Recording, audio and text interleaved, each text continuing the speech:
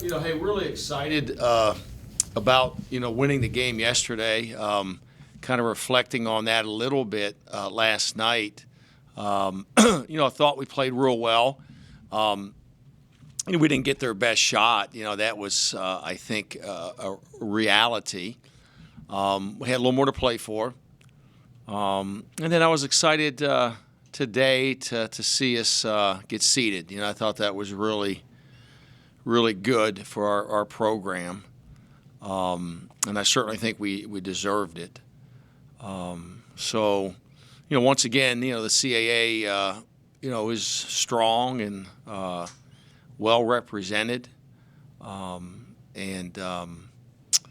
Looking at a couple of options here right now for our team moving forward this week. We knew that we were in, obviously, yesterday. I didn't know for sure about a bye, so I had a couple of A, B, and C options to go to. So right now I'm just kind of trying to decide definitively how we'll move forward. But we'll most likely give the players off tomorrow, practice Tuesday and Wednesday, send them home for Thanksgiving and part of the weekend, and then kind of pick things back up at the end of the weekend to get ready for our playoff game.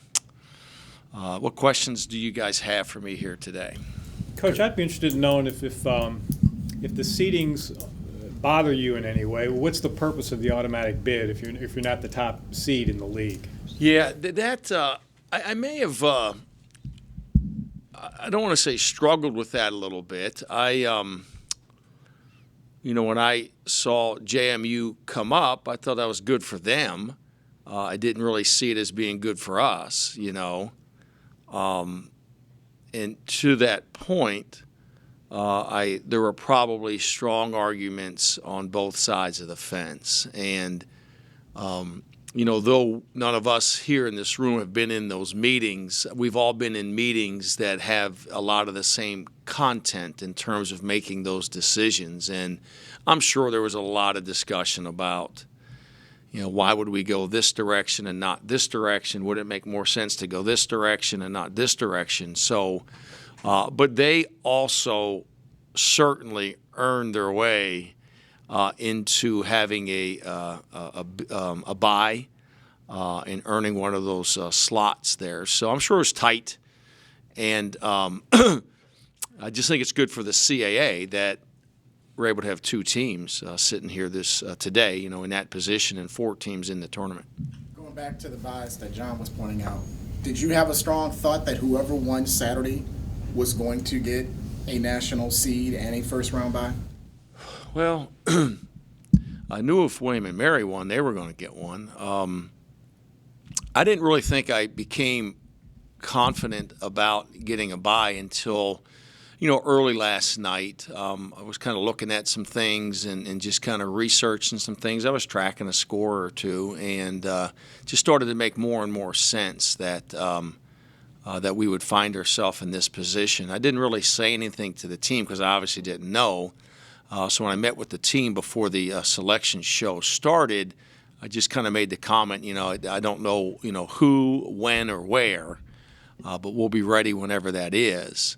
But I was hopeful that maybe we would be able to offer a bye here to our student athletes this week and give them a chance to go home for Thanksgiving. I think that's really neat. Coach, you mentioned the who and the when, and we know it'll either be William and Mary and Duquesne. So your thoughts on potentially having to play the Tribe again back here 2 weeks after the fact? Yeah. We saw Duquesne on film earlier this year against Albany, so we have a little bit of video here on Duquesne, and we'll spend a little time here on the beginning of this week just making sure we're looking at ourselves in terms of a self-scout, and then we'll start thinking and prepping a little bit more towards the actual matchup in the game.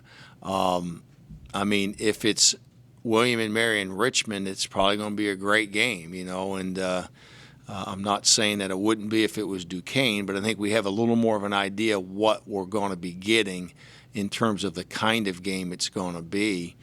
So I said it here on the front end. I mean, we didn't get their best shot yesterday. It's no discredit against them. I mean, it's actually a compliment. They weren't at their best yesterday. And but my team wasn't either. My team wasn't at its best yesterday. Defensively, I thought we were really good, but holistically, that was not our best performance. So, boy, it's great for the state. It's great for the region. It's great for the CAA, big time, so that's really, really exciting to think that, JMU will be hosting the game and maybe William & Mary is here at Richmond, all in the same time frame in the second round of the postseason. So that's all really exciting. Coach, also exciting and great for your program. Second year in the playoffs. Is this kind of, in a holistic way of looking at things, is this kind of a good thing for the program in your quest to get there consistently? Yeah, it's a big deal. I kind of had been talking recently to our team about breaking through and winning the conference championship. And then kind of not looking back. It's so hard to separate yourself from a national championship run in 08, and that's all anybody wants to talk about, and the analogies to 08, and you're like, I don't really even know where you're coming from, you know what I mean? And I walked into an event the other day, and a guy was holding up 6 fingers, and I'm like, what's that? What do you mean? 6 more wins to the national championship? Oh, okay. I had no idea what he was referencing, and I'm like, okay, we just lost to Villanova. You know what I mean? You're like, are we ever going to win another game?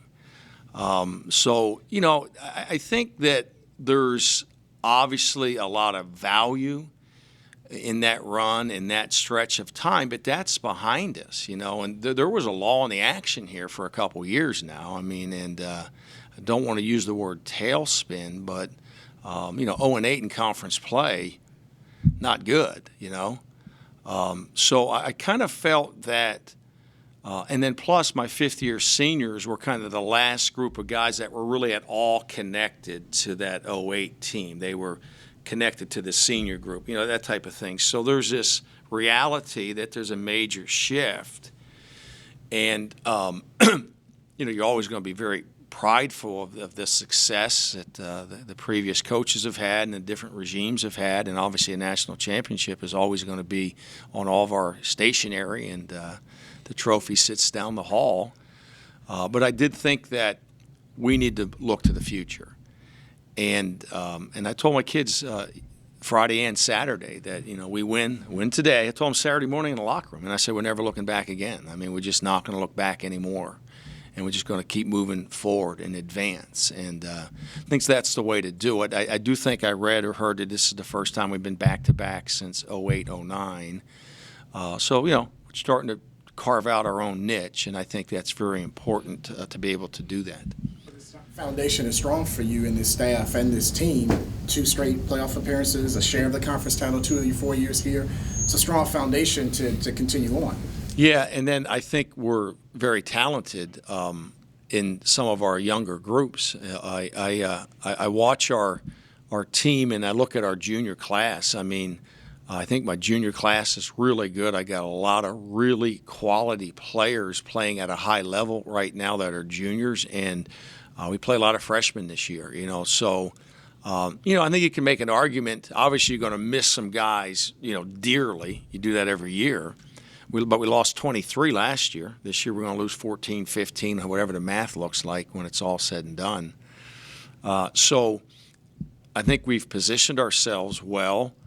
I kind of looked at Bob here when I say this, but when I came here with the thought that I wanted to return Richmond football to its winning ways and back to national prominence.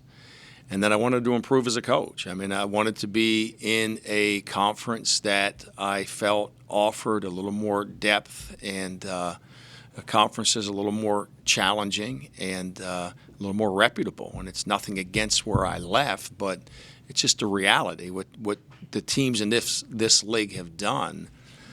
So as I sit here today, kind of on track. We're getting better. And I think we have positioned ourselves again here to be a very reputable program. And in the moment, we're kind of on the national scene, national prominence when you find yourself seated in the top 8 in this tournament.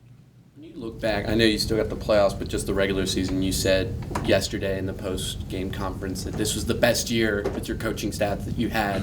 When you take a moment this week with Thanksgiving and whatnot, what are you going to remember most about getting to this point, getting this opportunity, and getting 2 straight playoffs? Yeah, just how much goes into it. You know, there's a reality that it takes an awful lot of energy, commitment, and time, and you got to make a lot of good decisions. I think the one thing that we've done a nice job with is our ability to identify problems and solve them.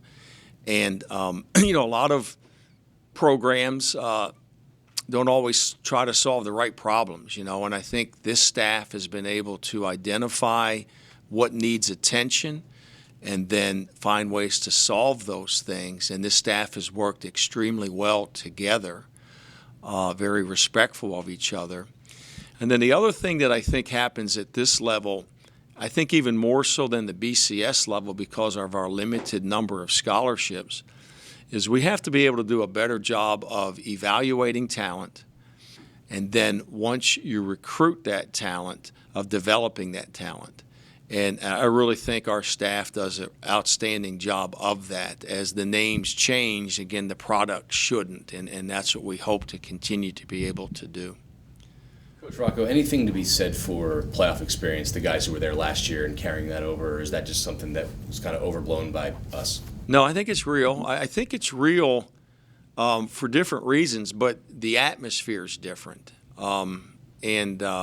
The first time you step into that atmosphere, you just recognize it as being a little bit different. It's not so much, you know, home field is home field, but it's not quite the same as playing a regular season game at home. And then playing on the road is playing on the road, but it's not quite the same. There's a little more of a neutral feel to the event and to the game. And I do think that you recognize when you're playing in these games that it truly is win and stay in, or lose and you're done. Whereas the season never really has that feel until maybe at the very, very end, you know. So I think those things do trigger a different mindset and feel to the postseason.